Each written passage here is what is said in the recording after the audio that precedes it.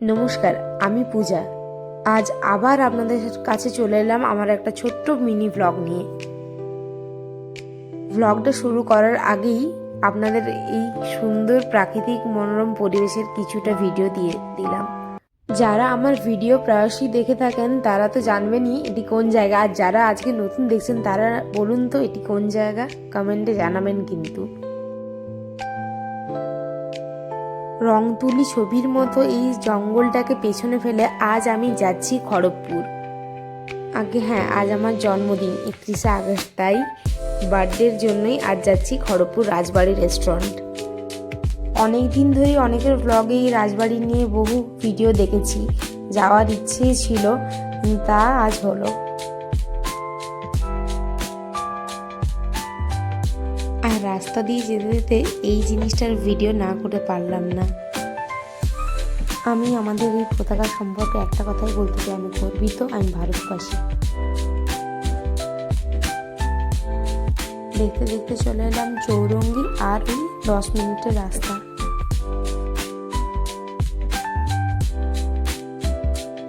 এই বছর পুজো আর 1 মাসও দেরি নেই, তাই আকাশটাও দেখুন কত সুন্দর সেজে উঠেছে। এত তো কথা বললাম খড়গপুর রাজবাড়ি নিয়ে, কিন্তু এটি রয়েছে কোথায়? এটি রয়েছে খড়গপুর চৌরঙ্গি নেক্সা শোরুমের ঠিক পাশে রিসোর্ট প্যারাডাইজের ভেতরে।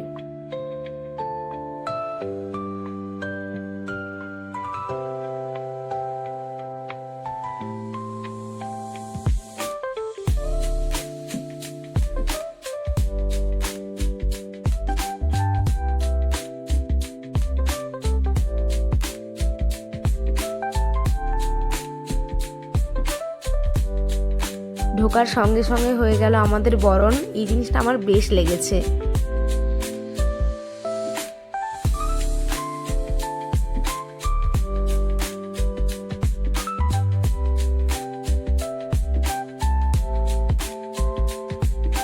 এরপর এক এক করে চলে এলো আমাদের ওয়েলকাম ড্রিঙ্ক আমপোড়া শরবত। ভেতরের অ্যাম্বিয়েন্সটা এত সুন্দর যেন সত্যি কোনো রাজার বাড়িতে চলে এসেছি। আর হ্যাঁ, হবে নাই বা কেন, নামই তো তাই, খড়গপুর রাজবাড়ি।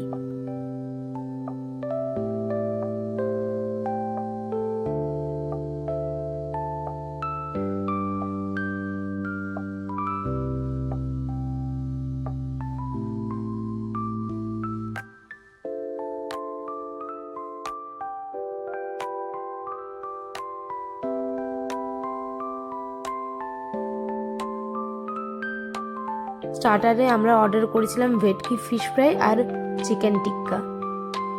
তবে আমার অনেস্ট রিভিউ দেওয়ার আছে, এখানের প্রত্যেকটা খাবারের কোয়ালিটি অসম্ভব সুন্দর। আপনারা কেউ কখনো খড়গপুর এলে অবশ্যই এই জায়গাটা ভিজিট করবেন, আশা করি কেউ নিরাশ হবেন না এদের কোয়ালিটি মেনটেনের জন্য।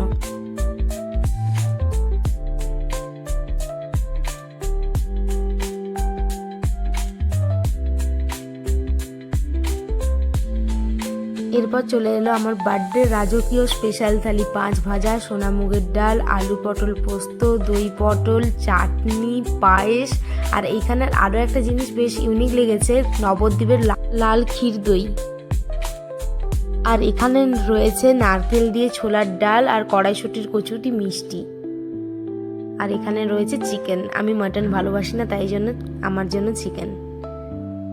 চলুন ভিডিওটা এত দূর পর্যন্তই থাক, খাওয়া দাওয়া করে নিই, এরপর বাড়ি ফেরার পালা। আর দেখুন এখানটা রয়েছে একটি দারুণ অসম্ভব সুন্দর ছবি তোলার জন্য জায়গা। ভিডিওটি শেষ করার আগে অনুরোধ রইল সকলের কাছে লাইক করবেন।